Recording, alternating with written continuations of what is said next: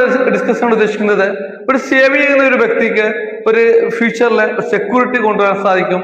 എന്നാൽ ഇൻവെസ്റ്റ് ചെയ്യുന്ന ഒരു വ്യക്തിയെ സംബന്ധിച്ചിടത്തോളം ഒരു ഫ്യൂച്ചറിൽ മാറ്റം കൊണ്ടുവരാൻ സാധിക്കും എന്നുള്ളതാണ്. നമുക്കറിയാം പല ഇൻവെസ്റ്റേഴ്സും ബാങ്ക് അക്കൗണ്ടിൽ ഫണ്ട് നിക്ഷേപിക്കാറുണ്ട്. ആ ഫണ്ടിൽ നിന്ന് റിട്ടേൺസ് നമുക്ക് ഐഡിയലായിട്ട് കിടക്കുന്നതിന് ഈക്വൽ ആയിട്ട് പോകുന്നു.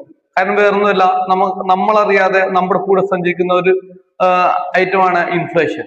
അപ്പൊ ഈ ഇൻഫ്ലേഷന്റെ ഇത് നമ്മൾ ആരും കൺസിഡർ ചെയ്യാതെയാണ് ഇൻവെസ്റ്റ്മെന്റിൽ റിട്ടേൺ നമ്മൾ കാണുന്നത്.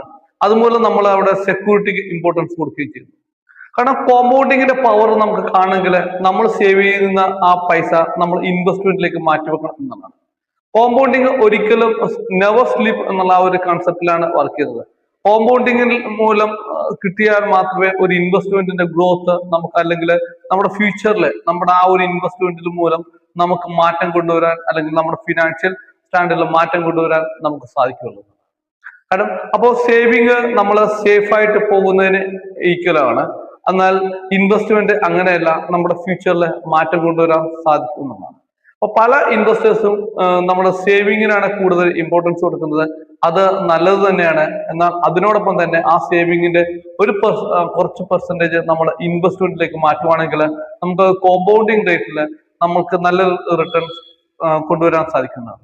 ഇതിന് ഏറ്റവും അനുയോജ്യമായിട്ട് നമുക്ക് ചെറിയ രീതിയിൽ തുടങ്ങാൻ പറ്റുന്ന ഒരു ഇതാണ് മ്യൂച്വൽ ഫണ്ട് SIP. മ്യൂച്വൽ ഫണ്ടിൽ SIP മൂലം നമുക്ക് ഒരു 500 രൂപ അല്ലെങ്കിൽ 1000 രൂപ മുതൽ, അല്ലെങ്കിൽ നമ്മൾക്ക് മാറ്റിവെക്കാൻ പറ്റുന്ന ആ ഒരു എമൗണ്ട് നമുക്ക് പല ഗോളുകൾക്ക് അനുസരിച്ച് ഇൻവെസ്റ്റ് ചെയ്യാനും ആ ഇൻവെസ്റ്റ്മെന്റ് ലോങ് പീരീഡില് നമുക്കൊരു ബിഗ് ഗ്രോത്ത് ആ എമൗണ്ടിൽ കൊണ്ടുവരാൻ സാധിക്കുന്നതാണ്.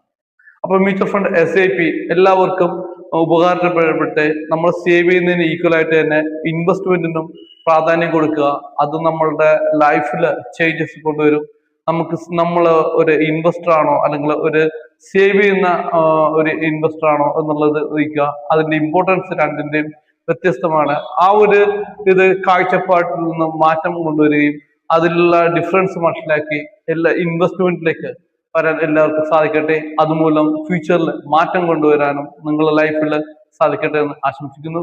Thanks for watching.